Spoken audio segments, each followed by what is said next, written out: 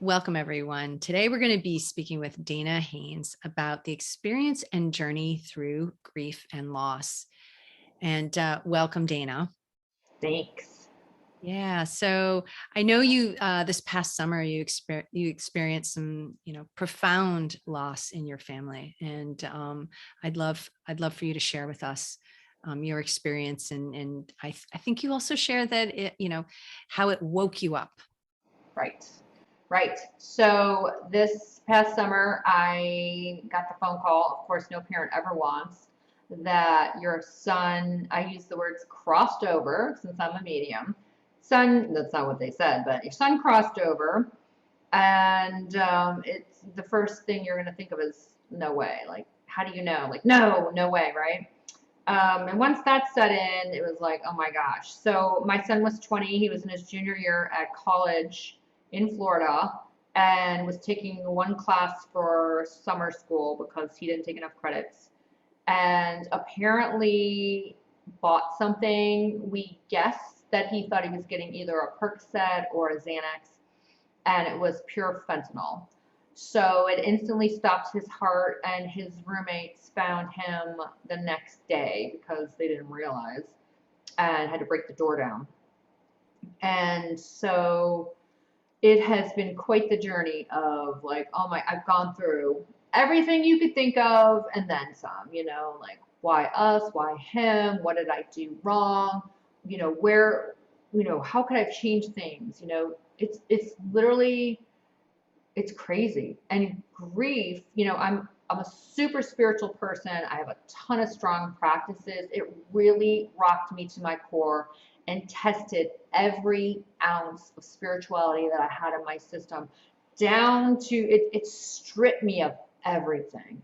Down to, you're in a ball in the fetal position on the ground, just like, somebody just take me out, literally. So I get that people say, you know what, I'd be better off with them, or I don't want to be here. I felt that, like I felt it. Oh man, and it was awful. It was just awful. It's just like before I went through this, I used to think grief was just sadness, and you're sad over, grandma, died, and all. It's like it is such an animal that you can't even imagine until you're in it. And of course, well, I would think because I went through it, mothers losing a child has to be one of the worst, but that's just my experience. Somebody could say, no, me losing my dad was the worst. That's, everyone's journey is very personal and very different. But it tested my spiritual practices to like no end, to the point where I was ready to just give most of them up. I was like, I don't care. I don't care. And I actually feel that my body and my mind just love the default setting of I am a grieving parent. And it was in grieving parent mode. And I was like, I had little moments where I was like, you got to get yourself out of this. But I didn't know how. There's no I think I'm going to write a book. There's no manual that I know of to spiritually pull yourself out. So I would take my spiritual practices, whatever I could, and just little by little insert a little bit of them. And the other thing that I did that was very helpful was to reach out to everyone I knew, and they were like, what can we do? What can we do? What can we do? And I'll tell you, pray for those people. Just pray for me. My Reiki friends send me Reiki, send me healing energy, send me vibes. My Paco friends would send me something called Sami, and Sami is pure refined energy. And so I will tell you, Darcy, there were days where I would be crying hysterical and I can't go on, and all of a sudden, like that child like got handed a piece of candy, like, oh, right? I'd be like, oh, you're okay. Today's all right. You're fine. Sun's shining. Get up. Go, go in the kitchen and go have a glass of whatever. And I'd be like, where's this coming from? Where's this coming from? And I'd look on my text, we're blasting you right now. We're sending you prayers. I've been praying for you all, my family now. And I started to make a correlation like, that stuff works. Like, what? I've seen research studies, in the past, read like where they they do prayer studies where you pray over people and they actually get better. And there was that one study that Dr. Joe Dispenza writes about where they prayed over people to help them get better, and they got better, and they did the research, and then they looked, and it was studies from 10 years ago. They were praying for people that had the illness 10 years prior, but it Right. And worked. that, but that it was the group that didn't get prayed over. I mean, like Right. it didn't get better. So, and it was, I think it was even more than 10 years Yeah, probably. It was like the yeah, my 60s or facts are, something. yeah. It I was would ridiculous. some We're ridiculous. butchering it right now, I'm probably, butchering but it. So yeah, I'm giving you pieces, fragmented information, but you get the gist. yeah. Yeah, but like, okay, so this was something new that I was like, what is, and I would ask people, and I text my Reiki friends, like, could you send me some more? I really need it today, and so there's power in that. So I just, and I remember people telling me, like, I've heard, when you lose somebody, it's the most spiritual thing that can happen to you. And I was like, piss off. I guess I felt like, like when you're going through it, you're like, I don't want to be any more spiritual. I want my son back, right? I don't want it, right? And so it's just, man, grief is just an animal. It really, truly is. And you shared that it woke you up. Like, what did it wake you up to? Wow, woke me up to so many things, and it's been an onion where just layer after layer after layer has been emerging for me. And obviously, I had been trained as a medium for many years, and now I'm like, all right, now what? Are you going to be able to contact your son? Are you going to hear from him? I fully expect him to manifest in my house, and I'm shocked every day that he doesn't. I just keep, I've talked to him, I've yelled at him, I've screamed at him, I've cried to him. None of it works to manifest him. He doesn't pop up, he doesn't show up in my dreams. So there's been so much that's just been coming up for me. But one of the biggest things has been how I look at the world with a new set of eyes. And, you always hear, don't sweat the small stuff, and life is too short. And I've been saying that too for a million years, but now I mean it. I mean it with every fiber of my being, how short life is. When my husband and I are apart, I'm calling him, texting him constantly, and telling him, like, I really act like every day is my last. When I send my daughter texts, and when I talk to her on the phone, and when I see her, like, I act like this is the last time, because if I could go back in time with my son, I would have done so many things, obviously different, but I would have spent, it's just the time. I wish I would have, like, called him every day. I wish I texted him every 5 minutes. I wish I had more videos and pictures of him. There's so many things, like, you would just do so many things differently. But I will tell you, one of the neatest things that I learned was, how can I bring love to people, right? How can I? I can instantly put love to you right now, even if you're having the worst day ever. I could walk up to a complete stranger who is, like, yelling at their kids, and I can tell her, you know what? I lost my son this summer. Instant. The look on her face snaps her into, her heart expands. It's crazy. And you can feel love coming from people you don't know. And the love that I witnessed was just out of control. We had people that wanted to, do things for our family and send money and all that. So we had set up a fund. So he was a skateboarder, my son, and we decided we're gonna, like, redo the skate park. We're gonna, like, bigger, badder, better. And the amount of people that sent money, and big, generous amounts, from people that don't even have it. Like, I can barely read their names because I literally, I'll start crying now. It makes me cry. I went to the skate park, and I wanted to get pictures for my social media, and there was a boy there skateboarding. And I said, oh, I'm just taking photos because we're going to be trying to redo the skate park. I lost my son. He says, oh yeah, I heard about that. Now this kid, you know, just this boy says, Yeah, I saw the skate shop had a box out, and I put $5 in the box, and my heart just like 1,000 pieces. Somebody I don't even know, literally. Like, I mean, the love I felt for that person.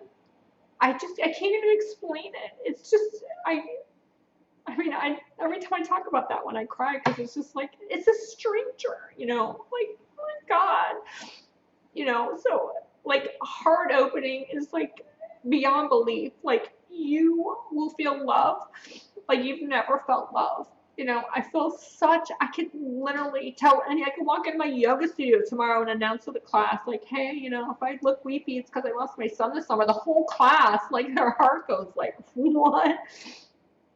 Everybody just looks at you, and it's not so much a pity thing. I feel like it's a love, and that's the highest frequency, and that's what we want in this world. We want people to stop, and just open their hearts and let love in. So I just, it's just people want to feel love for you. So there Mm. you have it. And there's my emotional one. Oh, that no, it makes so much sense. And in the moment of grief, to really take that in and feel that, wow, that's powerful.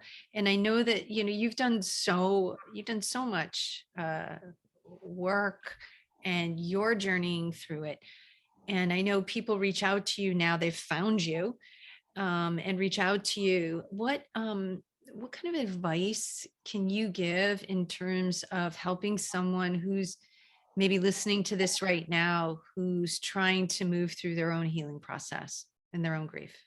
I will tell you, the only things that were working for me, especially when grief is raw, or maybe it's not, maybe you've been in the same grief. I've seen moms in these online groups that have like, I lost my son 10 years ago. I can't get off the couch. I lost my job. My husband left me. My dog's sick, and I'm like, oh my God, you're still in it. You have to still do your spiritual practices, but let other people assist you. Now, I'm very fortunate that I also live half the year in Sedona, Arizona, which is a mecca of spirituality. So I just feel this all was divine timing. But I would look on the schedule, like what do they have on the schedule this week? And one was this sound therapy where this woman takes these Tibetan bowls and she does this energy healing. I don't even know what it is. She's like, it's my own thing. It's trademarked. I'm like, okay, I don't know. I lay there, and every time I just cry for an hour, and I feel better when I leave. I never told her either because it was like the first time I went. I was like 5 weeks out. I'm like, I can't even talk about it. She probably just thinks I'm a crazy person crying on the table every week. I pay my $40. I go every Wednesday.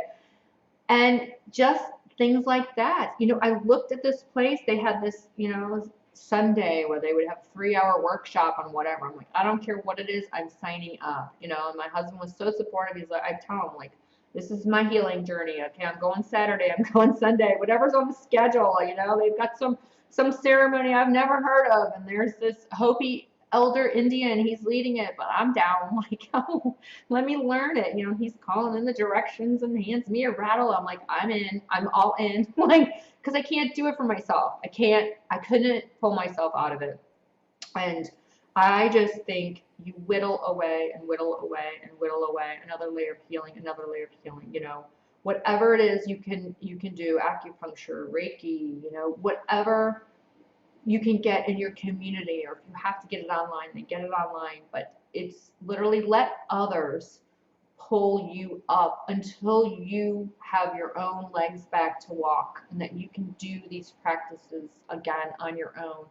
I had to go on the fast track because I had a retreat that I was hosting for 80 women 3 months after this happened, and they all had said like, oh my God, she's going to cancel. And I'm like, no way, the show must go on. I don't cancel, and I told my husband, I'm like, I have to be on the fast track for this. Like, I have to be on the fast track of healing. Like, so it's like, and you tell yourself that, like, it's not okay for me to spend my day on the couch, grieving. Can you do it maybe for 10 minutes? Whatever. Now, if that is what your practice is, great. But for me personally is what I'm saying. For me personally, I didn't like it because the frequency was so low. I felt so miserable. It just affected everything. And when it's affecting you, your body, when it's in that level of stress, it is in fight or flight, and it's draining you of your body's natural resources. It's producing cortisol and it's draining your body. So when it's draining your body, you're not supposed to be a temporary, state. It's not supposed to be a permanent state. So you just lose everything. You can't sleep. You can't, food can't digest. Like your immune system is shot. It can affect every system, your circulatory, your respiratory, reproductive, every system is compromised. And I don't want to feel like that. Like, I don't want to feel like my body's in a state of panic. And as a grieving person knows this, you wake up in the middle of the night, your worst nightmare is waking up in the middle of the night and remembering your trauma. And that's what happens to grievers. We wake up at 3 in the morning just to use the bathroom, and we're like, oh no, you lost your son 2 months ago. Do you remember? And it's like, now you're not going back to sleep. So for me, I just, my mission has now been switched to, like, I got to wake grieving people up. Like, hey, there's another way. You got to snap yourself out of this. It's not going to help you to be in that state, because your body takes a hit, your mental facilities take a, body, mind, spirit, it all takes a hit, and then your life falls apart, and your house falls apart, and your job falls apart, and your life, and you're here for a reason. You're here for a reason. So I'm on a new mission. Like, we are gonna help people get out of this grief as quicker, or it's not, you're never healed. You're never like, oh, of course you don't move on, but you got to learn to live with your new normal, and you got to learn that your new normal doesn't have to be in a state of grief. Your new normal can actually operate from a space of joy. And one thing I learned from grieving moms is they feel so guilty if they have a good day. They feel this level of guilt that today was a good day and I don't have a son, or I don't have a daughter, or I lost my mother, and how can I feel good? And that is like, I want to just be like, no, no, no, no. Find your inner goddess. Let her come out and say, you know what? She wants to be. Actually, what I've been telling the moms is, I want to talk to the 13-year-old or the 14-year-old inside of you right now. Where is she?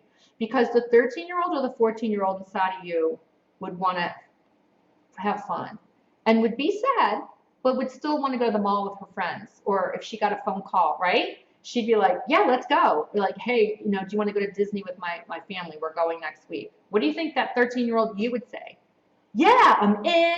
I'm sad, but I'm, they right? But what is, 50-year-old you like? Nope, I'm on the couch, right?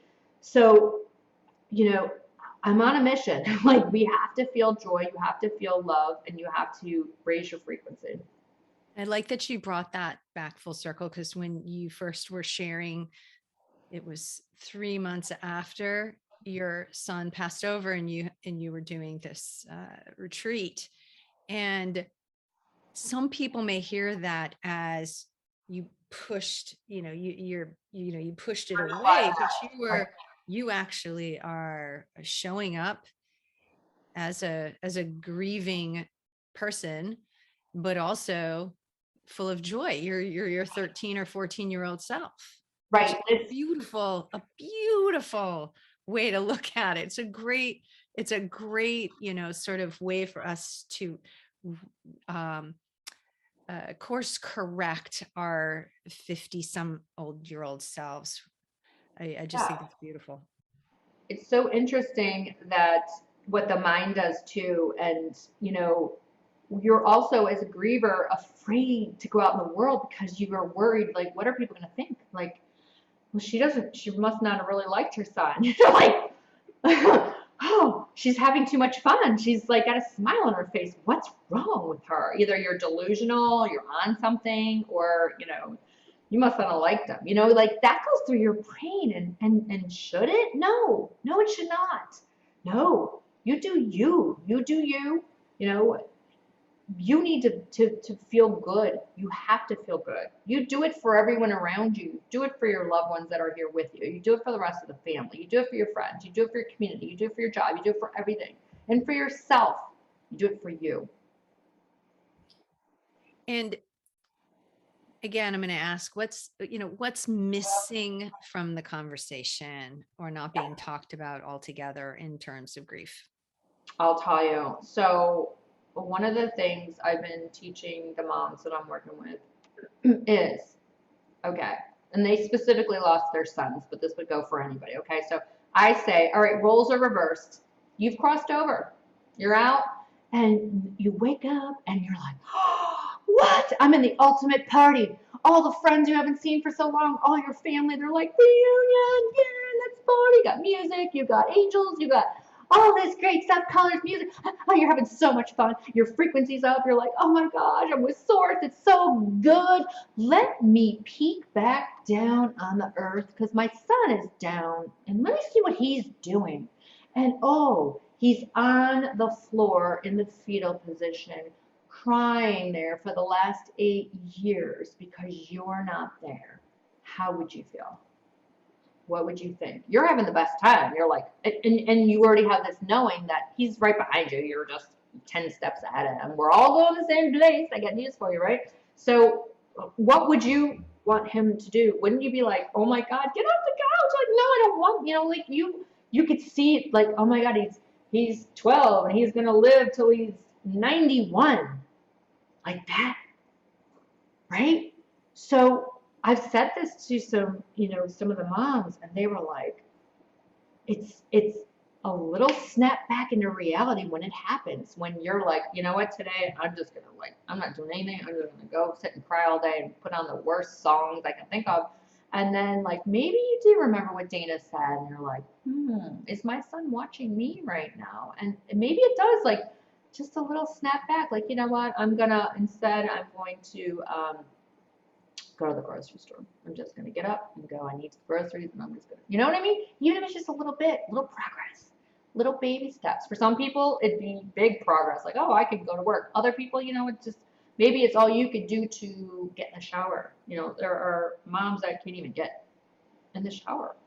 There's a lot of stuff. So, flipping the script, and it's because we're operating from subconscious programming, right? We've got this subconscious program of grief that runs 24/7, and it's very hard to get the conscious brain to go, no, no, no, no, no, no, that's not what you should be doing. No, no, no, no, no, because you're like, yeah, I'm grieving mom, like, and nobody's gonna judge you. No one's gonna be like, no, she should be back at work, and no, she should really be functioning. They're all like, you get a little coddled, and then you get a little self-entitled, like, you know what, people should feel bad for me. You know what, like, people should really, and I went through it. I'm like, my grief is worse than somebody who just lost their pet last week. I go, oh, right?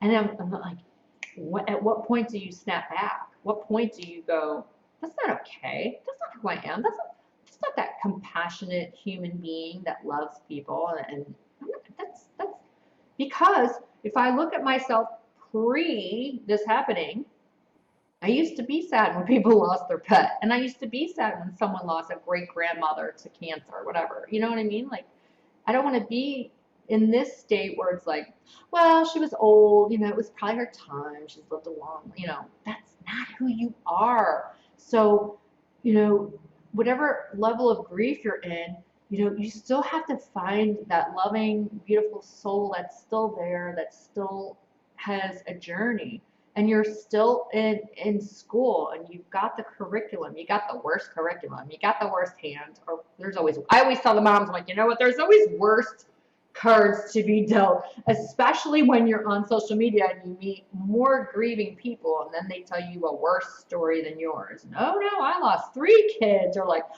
okay, you win. Right? There's always a worse story, but finding you again is really, really important. And when I meet grieving moms online, I say, I don't want to meet you. I don't. I want to meet the 14-year-old you. And Because the first thing they want to do when we're on a Zoom is talk about their son and how he passed and how we're still looking for, this person, and we want answers in the family, and I have to snap them back like, no, no, no. Tonight I want to know, what do you like to do for fun? And generally their default say is nothing, nothing. All right, I'm talking to the 14-year-old. What did you do when you were 14? Did you like to roller skate? Did you like to talk on the phone, call boys? Did you like to eat pizza? What is it? And it's kind of like they're like, oh. And that's like been my new purpose. Like, I'm gonna wake anybody up who's going through that. Like, you know what? You're here. You have a mission. Your mission is not complete.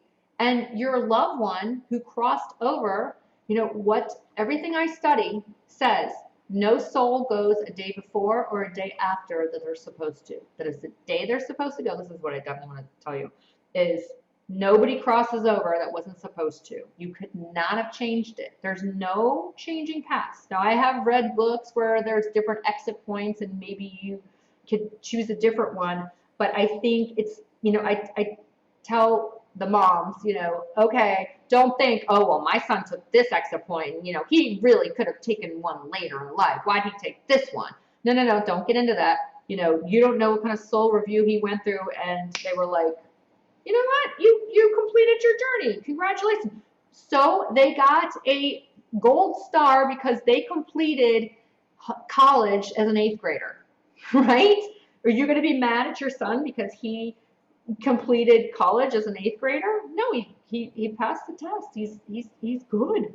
He's good. You're still in school, so do the learning, do the work, and know that when I tell people that, it like gives them like a, you know what, you're right. Like, because I think half the battle is the, what could I have done? Even if you've had a family member who passed from COVID, you'll hear that like, oh, the hospital did this and the doctor did this and no one, like what, you can't change it. It's over. So why are you running that program through your body of what woulda, coulda, shoulda? Does that help your frequency or does it lower your frequency? So you need that conscious brain going, where are we at here? Where are we at here on the frequency meter? We need a frequency meter. We need to measure that. That would be really good. So We yeah, definitely do. getting out of the grief programming, that default setting. You want to get out of your default setting and get into the joy setting. I know that people that are listening are really going to want to get in touch with you. And I know you're starting to work more with grieving parents. If somebody wanted to reach out to you, where would they do that?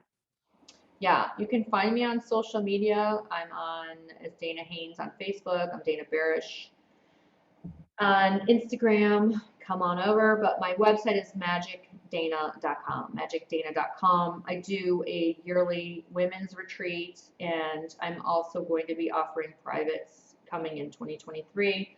So you can get on my email list so you get all the updates for all of that. So even if you're not a grieving mom, you could be a grieving child, whatever you are. So I feel like I've done a lot of work with it, and of course, always learning. I'm not perfect. No one's perfect, and but I have a lot of techniques and tools that work and that have worked really well, and I love to share them with people. So that's been my life's mission.